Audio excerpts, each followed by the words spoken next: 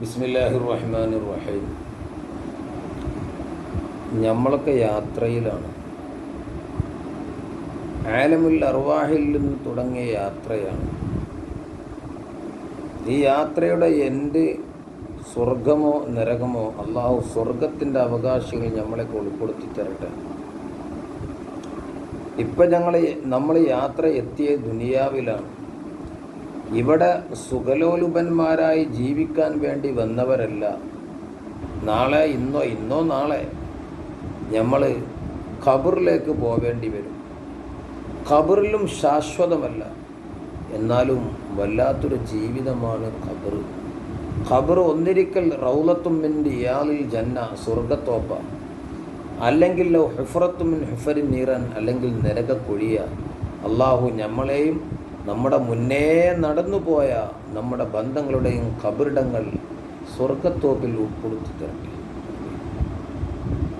ബഹുമാനപ്പെട്ട അൽ ഫഖീഹ് അബുല്ലൈസ് സമർഖന്ദി റളിയല്ലാഹു അൻഹു പറയുന്നു, മൻ അറാദ അയ്യൻജുവ മിൻ അദാബിൽ ഖബർ, ഖബറിൻ്റെ അദാബിനെ തൊട്ട് വല്ലവൻ രക്ഷപ്പെടാൻ ഉദ്ദേശിച്ചാൽ ഫഅലൈഹി അയ്യുലാസിമ അർബഅത അഷ്യാ വയജ്തനിബ അർബഅത അഷ്യാ. 4 കാര്യം നല്ലവണ്ണം സൂക്ഷിക്കുകയും 4 കാര്യം വെടിയലും അത്യാവശ്യമാണ്. നമുക്ക് നോക്കുക, ഈ 4 കാര്യം നമ്മളിലുണ്ടോ? വെടിയേണ്ട കാര്യം നാം വെടിയുന്നുണ്ടോ? ഏതാ നാം പാലിക്കേണ്ട, കൊണ്ടു നടക്കേണ്ട 4 കാര്യം?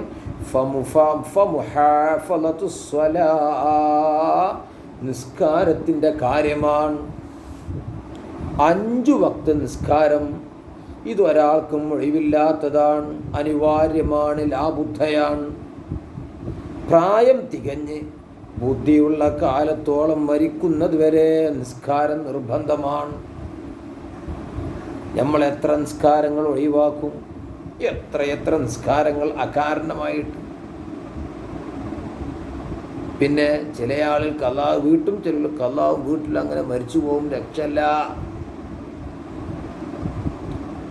പിന്നെ എത്രയോ സുന്നത്ത് നിസ്കാരങ്ങളുണ്ട്, എടുത്താൽ വലിയ പ്രതിഫലമാണ്.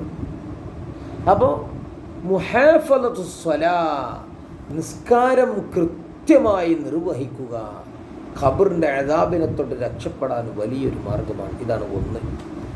രണ്ടാമത്തതോ സ്വതഖ, ആരും അറിയാതെ സ്വതക്ക നൽകുക. സ്വതക്ക നൽകും കാശ് നൽകൽ മാത്രമല്ല, ഇൽമു പറഞ്ഞു കൊടുക്കുക, വലിയ സ്വതക്കയാണ്. അള്ളാഹു ആ ഗണത്തിൽ നമ്മുടെ ഈ ഇടപെടലും ഉൾപ്പെടുത്തി തരട്ടെ.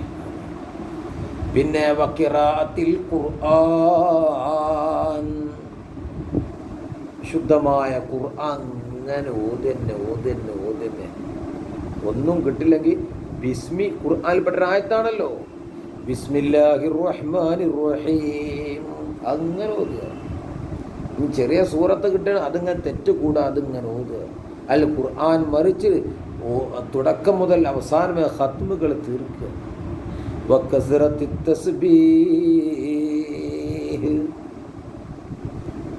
തസ്ബീഹ് വർദ്ധിപ്പിക്കുക, നല്ലോണം തസ്ബീഹ് ചെയ്യും. ഇതിനൊക്കെ തന്നെയല്ലേ നമ്മൾ വന്നത്.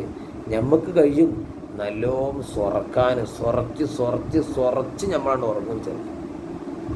സൊറച്ച് കളിച്ച് ചിരിച്ച് ദുനിയാവുക്കും ആഖിറത്തും ഉപകാരമില്ലാത്ത സമയം. അപ്പോൾ എന്താ? നിസ്കാരം, സ്വതഖ, വിശുദ്ധമായ ഖുർആനോത്ത്, തസ്ബീഹ് വർദ്ധന. ഈ 4 കാര്യവും കൃത്യമായി കൊണ്ടു നടന്നാൽ ഖബറിൽ രക്ഷപ്പെടാം അദാബിനെ തൊട്ട്. ഫഇന്നഹാ തുളിഉൽ ഖബ്റു വതുവസ്സിഉഹു, ഖബറിൽ വെളിച്ചം നൽകും, ഖബറിനെ വിശാലമാക്കും ഈ കാര്യങ്ങൾ. ഇനി നമ്മൾ ആലോചിച്ച് നോക്കുക, നമ്മൾ ഈ 4 കാര്യം കൃത്യമായി കൊണ്ട് നടക്കാറുണ്ടോ? ഇല്ലെങ്കിൽ കൊണ്ട് നടക്കാൻ ശ്രമിക്കുക. ഇനി വെടിയേണ്ട കാര്യങ്ങൾ: 1 അൽ കദിബു, കള്ളം പറയാ, നുണ. വാപ്പൊളിച്ചാൽ കള്ളം പറയുക. കള്ളം പറയൽ അനിവാര്യമായ ചില ഇടങ്ങളൊക്കെ ഉണ്ട്, അതല്ലാത്ത ഇടങ്ങളിൽ കള്ളം പറയുക. പിന്നെ ഖിയാനത്ത്, വഞ്ചിക്കുക, അത് വഞ്ചിക്കന്നെ, വഞ്ചന പ്രവർത്തനങ്ങൾ, നമീമത്ത്,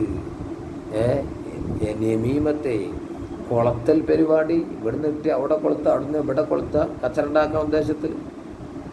പിന്നെ വൽ ബൗലു ഖായിമാ, നിന്നുകൊണ്ടുള്ള മൂത്രമൊഴിക്കൽ.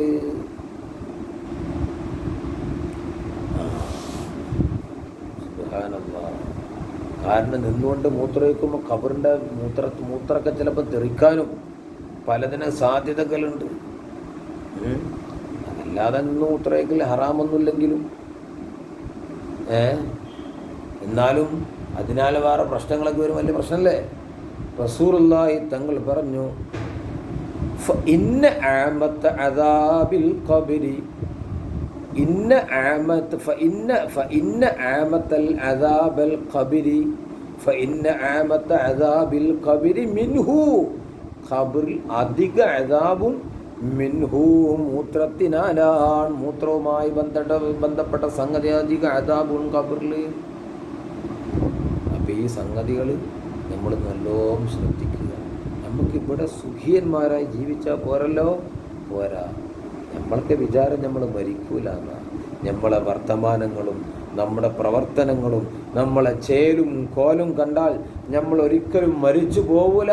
ഈ ദുനിയാവിൽ എന്നും സുഖലോലുപന്മാരായി ജീവിക്കും എന്നാണ് നമ്മളൊക്കെ കണ്ടാൽ തോന്നുക. പക്ഷേ എത്ര ആളുകൾ അവർ നിനക്കാത്ത സമയത്ത് ആരുടെ മണ്ണിലേക്ക് പോയി, ഹാർട്ട് അറ്റാക്ക്, അറ്റാക്കായിട്ട്, ക്യാൻസറായിട്ട്, ഒരു അസുഖമില്ലാതെ. അള്ളാഹു നമ്മളൊക്കെ ആക്കിബത്ത് നന്നാക്കി തരട്ടെ. അൽഹംദുലില്ലാഹ്.